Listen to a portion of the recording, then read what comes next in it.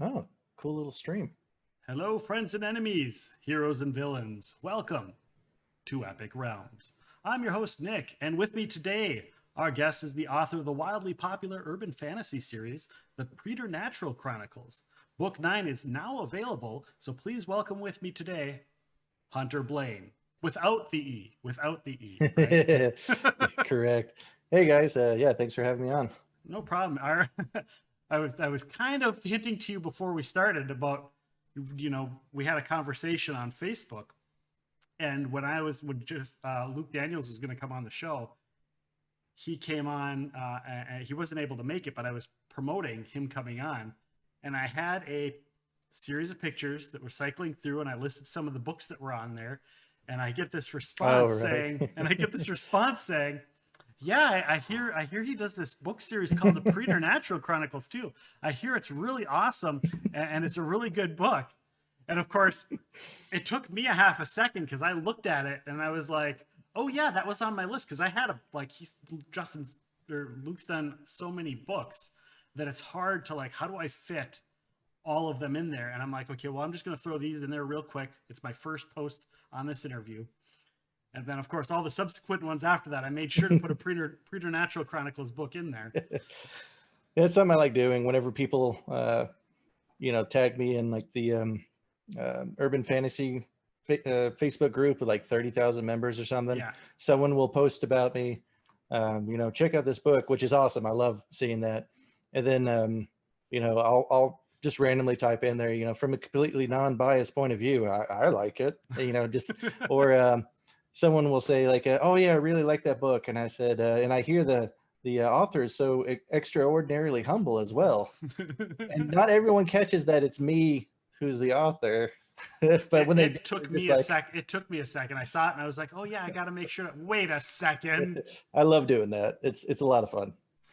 And those that are listening, they're going to hear I've done it twice now already, and we're only a few seconds in. I went to say Luke, and I said Justin. There's a reason for that, and I will get to that later down the road. Just because there's this weird three-person synergy that you guys got going on, Well, they're but both like 7 feet tall, so that's one right, thing. right. But before all of that, before did the Preternatural Chronicles, have you always been a writer? Did you start off, were you in like high school going, I'm gonna write? No, I grew up reading like Goosebumps as a at an early age. Couldn't stop reading those. And then in high school, it was the Xanth series by Pierce Anthony and the Incarnations of Immortality, which is still one of my favorite series to date. Um, and then Anne Rice, my favorite vampire series besides my own. So just doing a lot of reading, and then I took creative writing in high school, Yeah. and I remember knocking it out of the park there, and I didn't think anything of it. It's just I had read so much at that point that I got it. Yeah. So like I dabbled in writing, and I would write short stories here and there whenever I felt like it.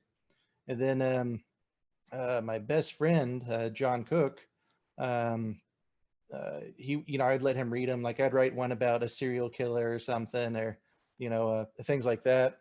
And he was like, dude, these are actually really good, you need to do something. And he was my best friend, and he's the kind of best friend that would tell you like, no man, these suck, Yeah. like what, Yeah. don't even put these down. But he actually liked him, which was something. That was really something. So then he actually asked me to write a book about him. I was like, oh, okay, cool. What do you want to be? And he's like, I want to be a vampire. And I didn't think anything of it. And he actually made me promise. And then several years after that, in 2014, he actually passed away in a car accident, um, which that sucked like a lot, Yeah. Yeah. as you can imagine. Yeah. Someone you grew up with that you called brother. But um, then one day, I think it was like 2017, 2018, I believe it was. I was just sitting, I had a nutrition store, and I was just sitting at my store one day, and I just popped open my laptop, and without any rhyme or reason, I just opened Word and started. I just started typing. It took me a year to finish the first book, and I never thought anyone would read it. But I was like, I made a promise. It's been a couple of years, and then I wrote it the way I would want to read it too. So Yeah. I wrote a book. I didn't think about anyone else except for, what I would like, and then honoring John, of course. And then I gave it to, I told my best friends about it too. Like we had a group of friends like Dustin Valenta and John Depweg. And whenever I told them that I was writing the books, they were like, "Hey, can I be in it?" I was like, "Hell yeah. What do you want to be?" So Depweg was like, "I want to be a werewolf." And then Dustin told me what he wanted to be, but it's a little bit of a spoiler, so I won't go into that. But the series is full of a lot of our friends that knew the real John, like a Yeah. lot of them. Richard the Tree Ant is one. There's just, I don't know, there's countless really. And so after I wrote it, I gave it to them, and my friend Dustin is like John, where he'll tell you. Yeah. And he was like, man, I was actually going to tell you it was good no matter what. But dude, this is actually really good. You need to do something with it. So then I went down the rabbit hole and figured out all about self-publishing with Amazon and put it out there, and that's it. The rest is history, really. I didn't think this is what I would be doing. I thought I was just going to write it for me and do 13 books in a series just because I wanted that story told. Yeah. But now a lot of people really like it, so that's really freaking awesome. I'm very, very fortunate and lucky to get to do what I do. When you released it for the first time, was it just like an e-reader digital thing, or was it like a physical copy through Amazon? How did you do that? I did all of it. Okay. So I did the ebook and the print, and actually the print version, the original book. Let's see if I got one. I know I do actually. There it is. Let me just move that Michael Myers mask. Here's the original cover. And for those and for those that are listening, it's kind of like a Batman animated. Yep. Sort It's of his lightning exactly. bolt in the background, and it's kind of got that artistic style to it as well. So much so that I was actually warned that even though I commissioned this and I had someone draw this, I did have them do it based on the animated Batman, um, scene. And then I gave it. I wanted it to be an audiobook because I love audiobooks. And so I gave this to R.C. Bray, and I was like, "Hey, man, I told him the whole sob story. Wrote a book about my dead best friend, and I love your books, and he loved your books too. Skippy the Magnificent, with the Expeditionary Force. If you haven't read that, excellent sci-fi series." Okay. And he was like, "Yeah, man, that sounds awesome." And then he started reading it, and he started giving me some tips and advice. And he told me like I needed to change the cover. It's too cartoony. And then he also told me to change some other stuff up. And then so we changed it to this. Okay. Based on his recommendation, and this is actually John's face. I was going to ask that Yeah. if some of the covers were based on Let me see. actually him. Nice. There it is. Yeah. Okay. So, but I'm not a big picture person, and neither was John. So unfortunately, these pictures are, early 2000s, 2000, up to 2014, right? Right. So what was the iPhone back then? iPhone 4 or something. So it doesn't translate well into crystal clear covers. Right. So then eventually I got signed with Argento, which is Shane Silver's company. And then they recommended we do a whole revamp on the covers. Because I paid someone like $80 on Fiverr to do those. And I think they actually did really good for, especially for $80. Yeah. But then, they paid someone a lot of money to make it, pop, and they did a good job. But yeah, so anyone at home, if you ordered one of these are now really rare, but these are the rarest though. Yeah. Actually, I had 10 of these left. So 9, because I wanted one. Yeah. And I sold these for like 125 each, with only like maybe 15 in the entire world. And so people bought them up in like 2 days, which is crazy. But one day they'll be worth hundreds and hundreds of pennies. Well, if you sold them for hundreds of pennies, then they're already worth that. And I got to, being a person who's gone through the books, and I'm not through all of them. I'm going to admit that because there's 9 of them. But that cover really, that very first cover, that actually does still kind of fit really, because he's like just the character and the persona of him. Hmm. When I saw that, I was like, that's kind of funny. I could see him being like, yeah, let's make it a spoof on Batman the Animated Series. Yeah. Oh, and there's over like 200 grammatical errors in this too, Oh wow. because Amazon will let you publish whatever you want. Yeah. So Yeah. it makes it even better.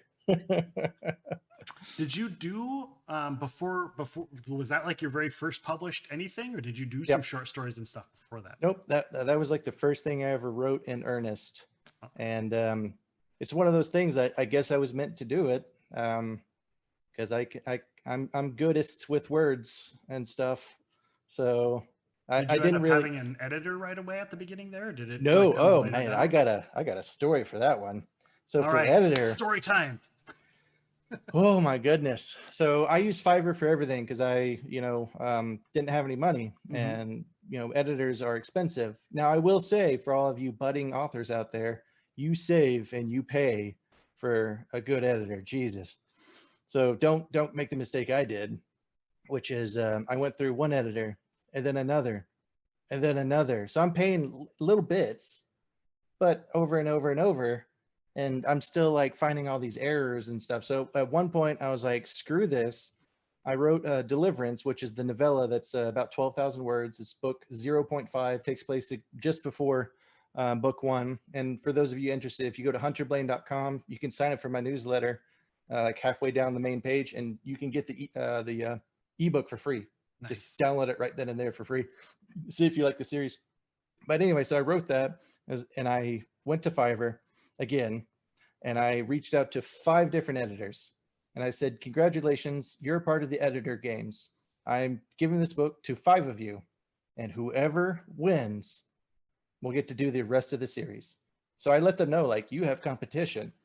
And the first person, John ironically calls his fortress the Fortress of Solitaire. Mm-hmm. And then one corrected it to the Fortress of Solitude, just like Superman. So I was like, well, Yep. you're out. Yeah. Then another person's edits made absolutely no sense at all. I don't know what format she was using. But then I found Fabiola, and in Deliverance, John gets his beanie, his gray beanie, and which remind me to tell you the story about that in a sec. Okay. But then he asked his companion Daw, how do I look? Because he's wearing a black trench coat from World War II that's been patched up, and he has his gray beanie, and he's got long black hair, and then his beard that's basically like mine right now. So it's in the books, it's long. And Daw says, "You look like a roadie from one of those Swedish metal bands that you like, or from Norway." And at first, I put a really famous black metal band that John and I like called Dimmu Borgir, which is Swedish for Dark Castle, and a really awesome band. But the book takes place in 1990, and Fabiola, who lives in Mexico but has her bachelor's in English and all this other stuff, says to me, the metalhead, by the way, Dimmu Borgir didn't form until 92. So the continuity there. And I was like, oh shit, you win. So then I changed it to Opeth, which formed in 90.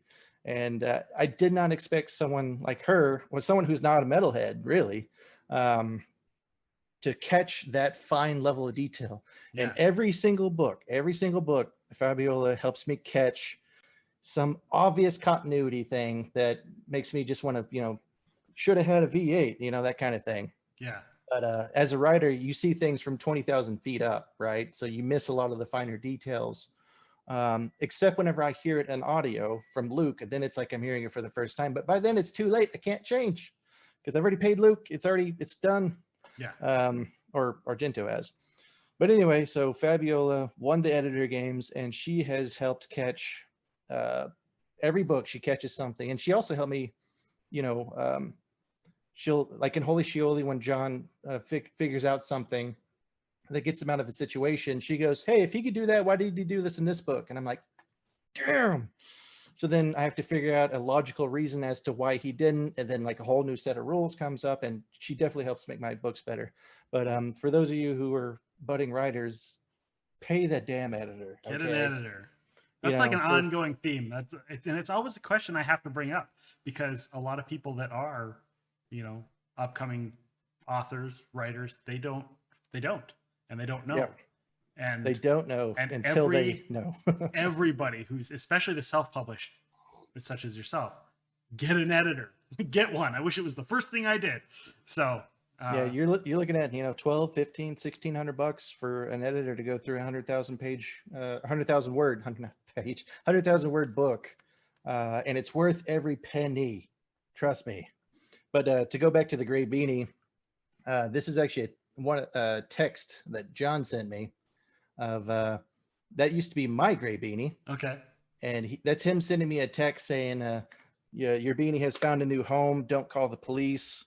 And that kind of thing. So then he wore it for like years afterwards. So that's actually why John has the gray beanie in my series, and the logo, the bearded beanie, that picture of him, like he's kind of smirking, like, ha ha ha, it's mine. Yeah. So it's this, Shane actually created, or he had his artist create my logo based off of John's picture. So that's actually, okay.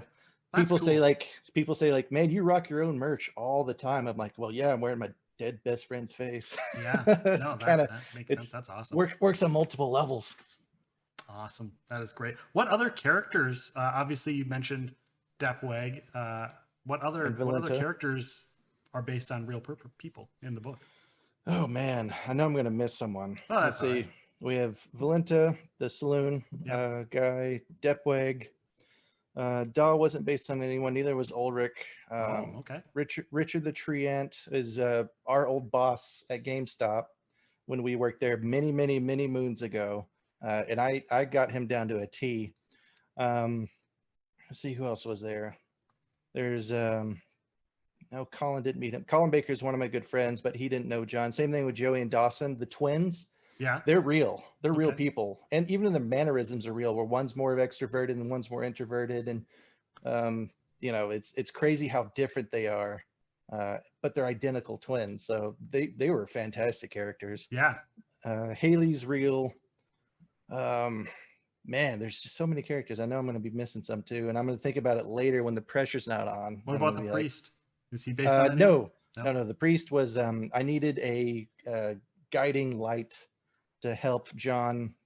So for those of you who don't know, the series is basically the Deadpool as a vampire is the quick one. That's what most reviewers call it. Deadpool as a vampire. I love it. Mm-hmm. So it's humorous and funny, and other synonyms for those words. But the elevator pitch is a vampire who took the gift in order to avenge his family. Later on realizes that he doesn't want to be bad. He doesn't want to kill innocent people. He wants to use his abilities for good. He just doesn't know how to go about doing it. So eventually he comes to a priest, and then they have, in Deliverance, book 0.5, you see how they first come together, and they decide to actually work together because the priest sees that having a preternatural vampire with all his abilities would really benefit the light. Right. So at the same time, John is cleansing his blackened soul while helping rid the world of evil. And then, the apocalypse is on the way too. Yeah. Well, and then there's the whole, like, he's got his mental headspace. There's just so many little fabrics of what he's capable of and how different you get your standard vampire who drinks blood, but there are so many different things you've done with the concept that it's not exactly the same. It's not exactly identical to what everyone else is doing, so it makes it different. And then you add that humor in there. So that is one thing. Oh yeah. Whenever I first sat down, I knew immediately. My first thought was, it needed to be different, because we grew up reading Anne Rice vampires, and her series is great.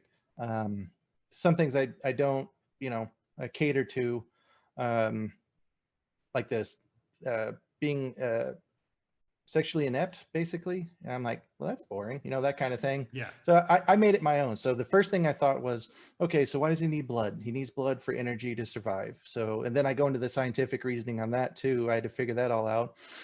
And then I was like, okay, so if he sucks in blood for energy, what can he do with that? So then I came up with the blood manifestation. So like, he can will blood from his palm and coagulate into a dagger, and then stab the bad guy in their liver, and exsanguinate him that way, because most of your blood is actually in your liver Yeah. at any given time. So, you sucked out the blood that way, because I was tired of the hiss, bite kind of thing. You know what I mean? Right. So I like the, and then, having the weapons like T-1000, basically, that opened up a whole new world of possibilities that were new and exciting. And a lot of like creative options for Mm-hmm, mm-hmm. things. Yeah, I had a And lot of growth. fun with it. Oh, yeah. And then it also plays too, like, in book 3, when that thing happens and, he kind of levels up, if you will. Yeah. It also helps. It's a foundation that does build. So I do like that. And I think readers like that too, for the same reason we like video games and Right. and TV shows, where the hero starts with nothing and then they get stronger and stronger and stronger, and when we have a sense of satisfaction with that. And a lot of urban fantasies do that, but there are also a Mhm. lot that don't, where they do kind of stay stagnant. And those, I see all of the time. It's like, yeah, that's not really my cup of tea. They want to see both personal character growth and their actual like abilities to grow. They don't want to, and it starts off looking like, okay, he's a vampire, he's super powerful and the most badass in the world, and then it's like, no, there is so much further he can go. And that's just really nice to see and refreshing to see that, to be able to start off and be powerful and then be like, well, he could be more powerful, like compared to a normal person. So I've been watching a lot of Brandon Sanderson lectures, because he's also a professor. Yeah. And his lectures are up on YouTube for free. And that guy's a genius, of course. You don't land the largest funded Kickstarter in history without being a genius, I suppose. But what you were just talking about is called promise, progress, and payoff. So that's actually the reason we hate the new Star Wars trilogy en masse, is because the promise is in the beginning. So if you take, Brandon Sanderson talks about this in the opening scene of A New Hope, the promise is you have a little ship, little rebel ship, and a giant Empire ship, and they are completely outmatched by the Empire. So that's the whole premise. The promise right there is you have the rebels fighting the Empire, and then there's progress for that, and then the payoff when the Death Star explodes. So the reason we hate the new trilogy is J.J. Abrams had all this promise set up, and what was it called? I already forgot what it is. I actually like the first one. I don't. I saw the first 2, and then I was like, I'll see the other one when it comes out on DVD, and I haven't gotten there yet. So dang, I can't believe it's like one of them. Force Awakens. Force Awakens, yeah. So that one was I actually like that one, and I thought J.J. Abrams did a great job setting up a promise for the entire series. Right. And then the reason we hate the new trilogy is Rian Johnson came along on the second movie and said no, and then he completely made it his own story, his own twists, his own turns, and which is fine as an artist, but it's not fine in the series, because the audience, us, we were expecting progress and payoff for the promises that were made, and we didn't get any of it, which is why we hated the new series. So that's one of the things I segued out of that, but that's one thing that I subconsciously did in my books, is I make a promise. It's humorous, it's really funny, it's also gritty and gory. I'm not afraid to not describe when someone's face gets torn off or something. It's like Deadpool, rated R. Yeah. And then there's progress as he learns, and then there's the payoff as these things that you the audience is like, oh, finally, or I knew it. That's my favorite. There's the little twists and turns that I put in there, and they scream that they knew that something was going to happen, but there's something else coming that no one knows. And no one sees. Well, you just released book 9, and you said that you're going to do 13. How did you decide on 13? Is there 13 was John's favorite number, and it just seemed like a good number. And my publisher wants me to not stop at 13, but I think every good story has to come to an end, and I think 13 was good, because the Iron Druid Chronicles felt too short to me. I wanted more. And then Dresden Files is not too long, but if he has like 10 more books in him, I could see where it could be too long for me. Right. Or Expeditionary Force. I think there's too many, but they're also like 20 plus hours each, and I really have to make myself like sit down, and even though they're fantastic stories, it's just like overwhelming. So for me, 13 is the right number for my story, and I planned for it. And I do have plans afterwards too that no one will also see coming. You don't know who's going to make it and who's not going to make Right. it. But 13 for the Preternatural Chronicles is the number set, and that's what I planned for. And it's going to be a very good ending that makes me happy. And a lot of people, especially at the end of book 12, are going to curse and scream and burn me in effigy. But I think at the end of 13, so book 12 is going to be A Dance with the Devil, and book 13 will be By the Pale Moonlight. Okay. Or in the Pale Moonlight. That's the quote from the 1989 Batman, From the which is Batman. also I was gonna say that's a Jack Nicholson. which is Michael also Keaton. why book 1 is I'm Glad You're Dead. And a lot of people ask, like, why'd you name the book about your dead best friend I'm Glad You're Dead? I'm like, hold on.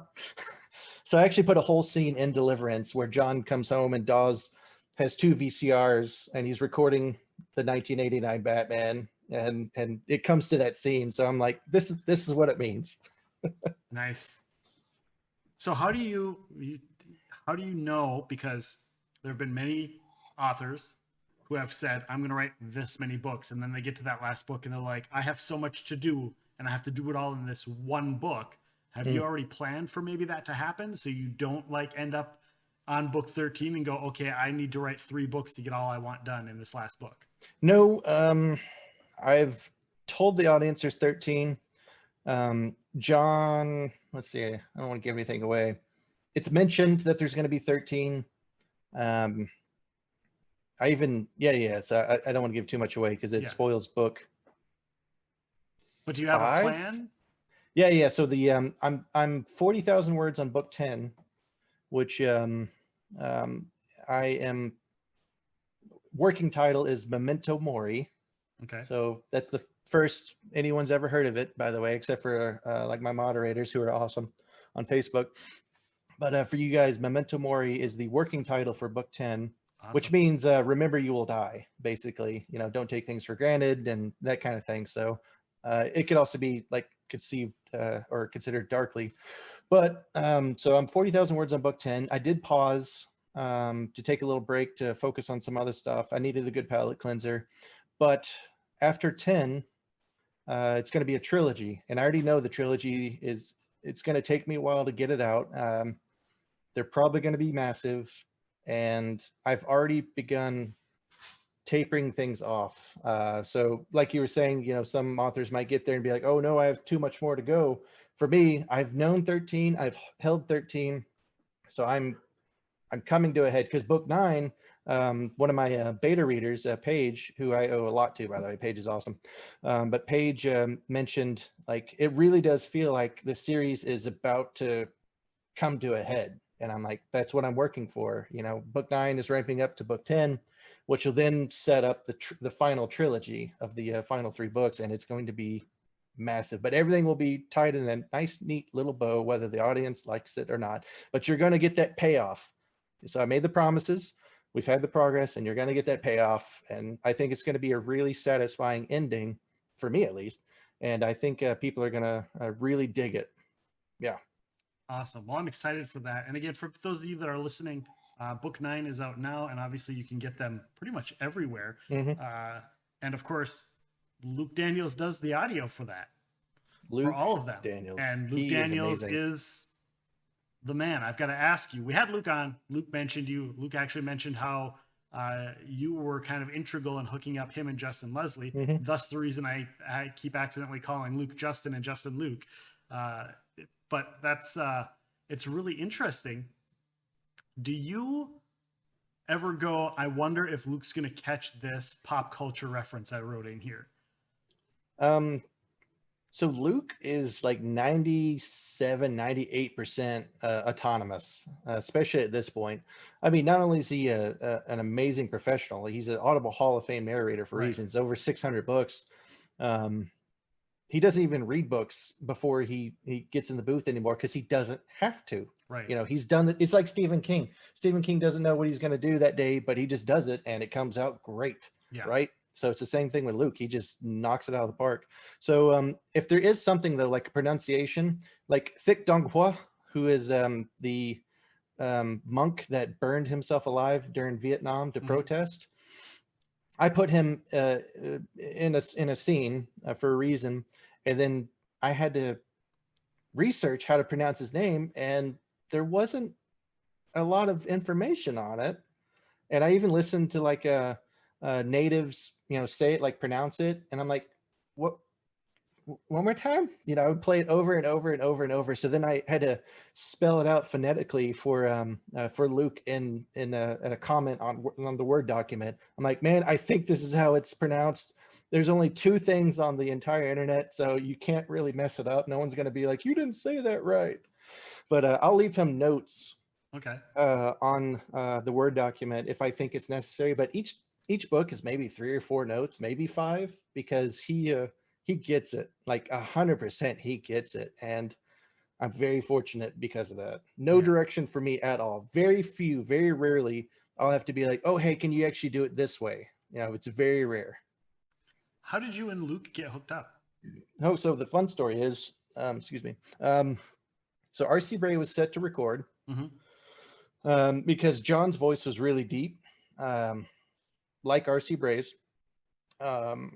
And then like John could do the movie announcer voice perfectly. It was crazy. That guy could mimic like anyone's voice. In a world. In a world, one man. Yeah, really good. So R.C. Bray was set to do it, and then he signed a contract, a very lucrative contract with, I think it was Podium, and then he sent back an email to me saying, "Hey man," his exact words were, "I hate to cut your balls off, but," and I was like, huh, I love this guy, but he was like, I'm booked for 3 years solid now, and I can't break away to do it. They're, you know, he's getting taken care of. But he said, I'm going to still help you. Yeah. Give me a list of people that you want. And I said, you know, in order, if it wasn't him, it was Luke Daniels, McLeod Andrews, James Marsters, and Ray Porter. Yeah. So like It's an those, amazing list, by the way. those are my favorites. I thought McLeod Andrews would probably kill it too, but where Luke is more animated and Deadpoolish, I think McLeod would have made it a lot darker. Right. Because he's really good at that, like Sandman Slim. Right. So anyway, he told me how to get in touch with Luke, so I did, and Luke was like, "Yeah, sure, done." And then he just like knocked out Deliverance and Book 1 like back to back, and that was it. Like, so R.C. Bray helped me get started. Not only did he help me like with the cover and to take out like a prologue I had that was superfluous, he said, and I couldn't agree more. It was also the first thing I'd ever written. So, but I'm really good at taking advice from people who know more than me. That's like my superpower. As I listen to people. If you tell me that stove is hot, I don't need to touch it for my brain to be like, "Hey, that stove's probably hot. Don't touch it." You know, where some people are like, "Stove's hot. Oh shit, why'd I do that?" You That's know, me. That's me right there. I listen. So yeah, that's how I got in touch and contact with Luke. And man, as much as I love R.C. Bray and I think he would have done a great job, Luke is the voice of the Preternatural Chronicles. That dude is so funny. His comedic timing is on pace with how I write it. Right. And you know, when John screams like a teapot or something, you know, because he burns the top of his head off or whatever, Luke can do that, and it's so funny. Like he kills it, man. He deserves all the accolades. Yeah, I told him when he was on that I asked him, "Do you feel that this book is written for you?" Because really, let's be honest. Yeah. So and then for Justin, and by the way, those guys, like I'm 6'2". I'm a big dude, you know, I'm 270, 6'2", and meeting Justin, it's just like, what the? And then you see a picture with him and Luke, and they're like the same height. They're I'm like, side by side. So we're gonna do an announcement later. I know you and I talked about, but whenever I get to meet those guys in September, because I've met Justin twice now. I have never met Luke, but it's either going to make me look small in pictures, and I'm like, I'm not a small dude. You But should just bring a milk crate with you and set it down next to them. so And when they take the pictures, make sure the milk crate is in the picture and be like, Justin actually reached out to me. He had just finished the first Max Abaddon, and I got him in touch with my editor, Fabiola, because she's Fabuloso. yeah, Sorry, Fabiola, if that didn't work. I tried. it worked for me. I was thinking it. We're white though. So I hooked her, Justin, up with Fabiola, and then also with Luke. I was like, hey, Luke, here's Justin's email. This is his series. It's urban fantasy. He's got humor. And Luke was like, cool. And then that was it. They just, kind of took off. And then Justin will be the first to admit that he'll look to me he's like me, right? I'll Right. tell him the stove is hot, and he's like, oh, okay, cool. The stove's hot. Cool. Moving on. He doesn't need to touch it. So I've given him all this advice over the years. And of all the writers I've given advice to, he is the one that has followed it the most. Like, he'll do pretty much anything that I say. This is what I did is actually, Yeah. I don't tell him like, you need to do this, and say, well, this is what I did. These are the hiccups. This is what I would have done different. And he's like, okay. And then he does it, and he's becoming, successful because of it. So it's pretty awesome. I feel a sense of pride in that he's doing really well. But he also did, he earns it. He also has a full-time job, just, killing it. So that dude is a busy man. Yeah, I don't know how he gets time to do that stuff. You have some new stuff too coming out, right? Yes. So speaking of being busy, I have to. you did announce a little bit about a superhero-ish book. Mm-hmm. You want to tell us a little bit about that and tell us what's going on with that? Because I'm really curious and interested. So my name's getting out there, which is cool. I've even had some authors, reach out and say like, I noticed that you're jumping the ladder in popularity. And what's really cool about that is all authors are super friendly towards one another. We root for one another. We know the grind they go through. Like, I owe a lot to CT Phipps, for example. Charles is a really good dude. Just like I am to Justin is what CT was, for me. He helped introduce me to people that got the ball rolling. And one of those people was Podium. And then Podium had already heard about me. And I'd actually reached out to Podium in the beginning, and they politely turned me down, but they also were the only one who gave me the advice, like, you need to have a website, you need to have a novella, you need to get a mailing list, and you give the novella for free, and like, do these things. So you need to have a private Facebook group, and all these different things. I was like, well, shit, that's really helpful. Thank you so much. They were the only ones. I got, I don't know, 60 ignores from both agents and publishing houses out there. So that's another thing for you independent people. Shane Silver says the same thing. He got denied by basically everyone he sent his stuff to, and now he's a freaking millionaire, with the publishing company, and 40 books, and like, he's killing it, right? So don't even worry about that. I would say just self-publish and go from there. Yeah, so I owe a lot to CT. Where was I going? Yeah. So your new book. My name has got out there, and I was talking to USA Today bestselling author Rhett C. Bruno, and him and I were talking and discussing different things. At the same time, I was also talking to Podium. So it's crazy that, when it rains, it pours kind of thing, but in a good way. So then I was talking to Rhett, and I was like, this is what I want. These are my ideas, because I have a whole list of ideas. These are some things I want to do. I need to take a break from the Preternatural Chronicles just for a minute, kind of let my brain relax. I've written like 1 million words at this point, and I'm ramping up to the trilogy, and I just need a good palate cleanser kind of thing. And so him and I were talking, and we came up with, I told him one of my ideas was a superhero story, but not. Kind of like how Logan isn't a superhero story. It's more gritty, and it's not like, Captain America or anything. I loved Logan. I also loved Invincible, Watchmen, and The Boys. So I loved all of those because they didn't feel like superhero movies and Right. shows. Invincible was a little close, but still, like the twist endings, with Omni-Man and all that. So that was killer. I love that. It felt more real, right? Um, so that's why I'm hesitant to call it a superhero book. It's more urban fantasy because urban fantasy feels real. It Yeah. feels like you could step into that world and everything is plausible and believable. I explain things as to why, and there's consequences. So the new series I've signed with Red C. Bruno's company, Athon, is it's called the Soul Saga, and I'm announcing that for the first time here. So the Woohoo! Soul Saga, and tentatively, the first book is going to be called Dawn's Light, and then the second book I think will be Midday Sun, and then the third book, I don't think it's the last book, but the third book is going to be Dusk's Light, or Dust by Night of Dust, something like that. And the reason why is you have Soul, which means light in Latin, dawn, light, that kind of thing. And then you have his arch nemesis, Tenebris. Cool ass name. I love that name. But that means the complete opposite. And Soul is here. He comes to our dimension to help humanity into the future. Like we're reaching a point of interstellar and interdimensional travel. So he comes from a more advanced civilization to bring to help us there. And Tenebris wants to free us instead. He wants everyone to be free. He doesn't like the world that he came from. He doesn't like how strict it is. Um, um, people are bred specifically. Psychopathy, narcissism, all that stuff is bred out of people.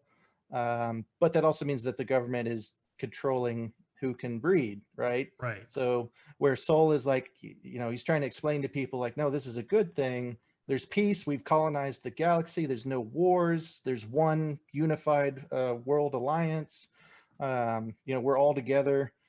And then Tenebris is like, yeah, but at what cost? So all of my bad guys, all of my villains, I want to have a really sympathetic point of view from. Like Thanos is the biggest example that I can think of. Like that guy, I was watching Infinity War, not Endgame as much, but Infinity War, I was watching that, and I was in the theater and I thought, Jesus, this is the first bad guy I think I've seen on screen that I get it. Right. I don't agree. There could be other pathways, but I respect the grind and I get where he's coming from. So, in my series, Ulrich and Samael, I want the audience to go, okay, I get it. In this one, I want the audience to agree with, see points of view from both, and then just be curious to see how it concludes. So there's a lot of stuff in it. There's some gore, which I'm known for. I'm very descriptive, but Soul, when he comes to our dimension, isn't supposed to have these powers. So I'm actually going to probably write a novella as well, where he first comes here, where he's sent here, he's tasked, he's learned about our world, and he starts developing these powers.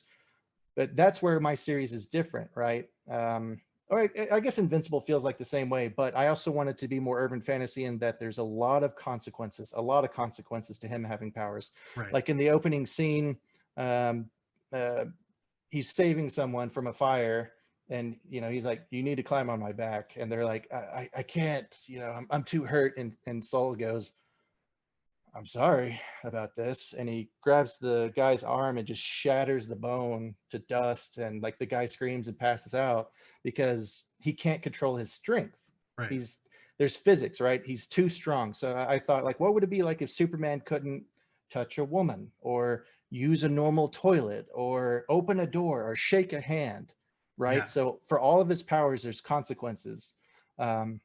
And I don't want to reveal, what his powers are too much, Yeah. but Yeah. for all of his powers, there are consequences, and we learn about that, and we follow him as he learns, the promise, the progress that we talked about. So I'm actually having a lot of fun with this one. It's a fun story, a lot of action, and I kind of like the differing aspects of Soul wanting to bring peace, but he doesn't realize like the cost of it. But Right. he only cares about the end game, and then Tenebris is like he doesn't care about the end game. He only cares about people's freedoms to choose and things like that. And his powers are completely different from Soul's, and like it creates some really awesome scenes.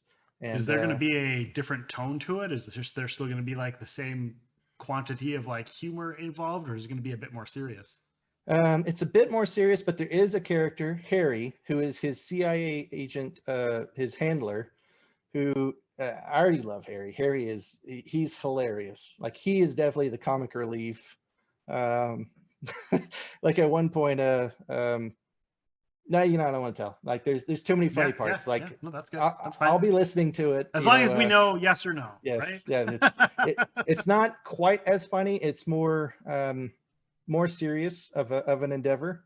But there is still, of course, like I have my humor in there. Like there's still some really like okay. At one point, Harry is battling an automated sink because like after a battle, he's trying to get the grime off, and he's just like the one time he wants cold water more than any time in his life, and the sink's just like no. And so at one point, he actually like pulls out his gun, and he's just like looking at it, and he pictures himself like pointing a gun at this thing. He's like, okay, then. Just funny stuff that we deal with as normal people. Right. So And then what is the your other? yeah. You mentioned to me you've got another one as well, kind of a sci-fi thriller. So yeah, that one is the most serious. Okay. Kind of like my book 3.5, Moonlight Equilibrium. I wrote that. It can be read alone, and it can be skipped in the series, but actually, you know what? I would say it can't be skipped because a very important character comes back and plays a very important part later on. So don't skip it. But Moonlight Equilibrium was a horror novel. And why I wrote it is the Preternatural Chronicles is about vampires and werewolves, but it has the Deadpool humor, right? So Right. like in Deadpool, he cut someone in half and we're like, ha, that was funny. He's Ryan Reynolds cutting someone in half. Yeah. Now, I thought, what if you just watched your best friend get, cut in half? It's not so funny then. So I wrote Moonlight Equilibrium from the point of view of a human who's getting stalked by a one of the characters that has gone off the deep end, and it's horrifying and very descriptive. I think my favorite line that I've ever written was vice-like jaws collapsed around his skull and squeezed as a mass of gray sludge squeezed out like a tube of Pillsbury biscuits underneath a car tire. And I was like, just imagine like the Pillsbury biscuits under a car tire. I was like, man, I love that line. So descriptive. So that one's full of them. Like another one is a guy gets disemboweled and he's like walking out trying to hold his intestines. And I say, he would have had better luck carrying fistfuls of water. And then, as he's spilling out. So I don't know. I'm very descriptive for those of you who haven't read my stuff yet. And I have a lot of fun with it. But yeah. So Moonlight Equilibrium is a horror novel. So this one, the new series, is a sci-fi thriller. It starts off with a man, and the first word is coffins, and then he's having an internal monologue about like he didn't know that there was child-sized coffins and that you could get blue with little dinosaurs put on them, and that he had never seen one before, and he thought all coffins were the same size. And then his father-in-law is next to him and he could smell the stale coffee on his breath, and then like he gets up at one point and screams because he's heavily medicated too, as most people at funerals I would imagine are when you're burying your family. But he screams like they can't breathe, and then like everyone's looking at him, and like the father-in-law thinks it's his fault, and then he storms out and he gets a letter. Like the receptionist is like, oh, you got this, as he's like trying to leave, and it's a letter in his own handwriting.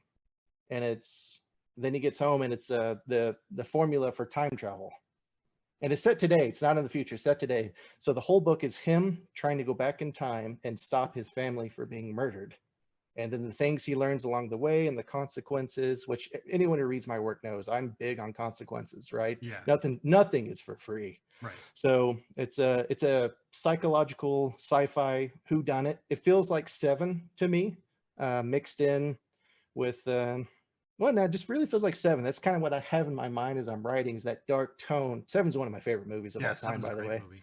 So I love that feeling of it. And then the ending, all of my books, I know the ending to. and all the books are a really fun ending, in my opinion, that no one's going to see coming. And it's one of those things. Um, I won't give too much away, but one of my favorite endings of any movie ever was Interstellar, when he takes his token and he spins it and he's with his family and he's happy, and then it starts to wobble a little bit and then it cuts to black. And I remember being the audience at the theater, and they just went like, oh, and I thought, oh man, that felt great. I love this. Yeah. So I like to do fun stuff like that. It could be good, it could be bad, you know, you don't know. But just rest assured that these series are going to be fun. I've already written the first superhero book, the Soul Saga. It's about 3/4 of the way done on the second draft. It's about 96,000 words right now. So it's almost a 10-hour audiobook. And I had a lot of fun with it. I think people who like my work are going to like it because my descriptions are in there. There is some humor. The storyline is action. You know, it's fast. All my stories are fast. Yeah. You know, you're not bored. And one thing that a lot of readers say is it feels like the way I write is like they're watching a movie. They don't have to stop and think. I give them everything, all the information, all the descriptors, you know, and because that's what I like. You know, I like to relax and listen, and I try to do the same thing for my readers too. So yeah, it's going to be a fun book, and I imagine it should be out in a couple months, because there'll be audiobook, ebook, and print all at the same time. There'll be a big ordeal that Brett was talking about. So, and then the second I finish that, I'm going to finish the sci-fi thriller, and then go back to the John book, and then I'm going to leapfrog until, you know, they're basically all done. But I'm working really hard to get them out as quickly as possible. Yeah. So yeah, it's a lot, but it's also fun. So I get to do this for a living, and I'm very fortunate, very humbled that I have people who like to read my work. Yeah, definitely. Upcoming events, you mentioned a little bit earlier. You're going to be at Ancient City Con September 16th through 18th in St. Augustine with both Luke Daniels and Justin Leslie. Yes. Are you going to be doing anything else that you know of, or is it kind of stay tuned to your Facebook to find out? Stay tuned to Facebook for sure, but because I like to do, for those who want to follow me, you can Hunter Blain author on Facebook. I also have a private Facebook group called the Abattoir of Johnnyacs. Almost 1,000 members at this point. I think we're like 8 away from 1,000, which is pretty cool. I also have a private Discord. Same thing, Abattoir of Johnnyacs. The invite is on the in the private Facebook, I believe, or no, it's on my author page too, Hunter Blain author. But I like to hang out with my fans a lot. So every 6 months, we usually do like a live event, you know, where people get together. I guess the next one will be in Florida in September. Okay. Once I finalize the details, I'll make a big post about that. But also in Discord, I like to watch movies with the fans. Like every couple months or so, I'll stream in Discord, kind of like what we're doing right now. You know, I'll stream a movie. I'll be the only one with the mic on. Everyone else can type. And, you know, there's like 20, 30, 40 of us just in there watching movies together. Like Dracula Dead and Loving It was one of them. That's one of my all-time favorites. Somebody in chat did ask when the next movie night was going to be. So, you know what? After I finish the Soul book, which I'll be done in like 2 days, I hope, unless I have to come up with a whole new scene or whatever. So, you know, maybe if not this weekend, next weekend. So, yeah, I already have some movies in mind. Cool. And as you said, / Hunter Blain author on Facebook, Hunter Blain website, just hunterblain.com. No E, guys. No E. There's no E on there. Don't make the mistake that my typo made. I mean, it was my fault, but BLAIN. All right. And again, guys, latest book is available now. Fall from Grace, book 9 of the Preternatural Chronicles series. June 27th, the creator of Pathfinder RPG, Jason Bullman, who's the lead designer at Paizo, he's going to be joining us to talk about Pathfinder, his vision, upcoming projects, and more. July 11th, the owner of Pinnacle Games and the creator of Deadlands and Savage Worlds RPGs, Shane Hensley, and his lead creator. You're going to get a twofer. John Goff is also going to be joining us with Shane Hensley on July 11th. So make sure to follow, like, subscribe, rate, review, all of that fun stuff. It truly helps us grow, and in turn helps our guests and get eyes on them. So, for Hunter Blain, I am Nick. and thank you for joining us at Epic Realms.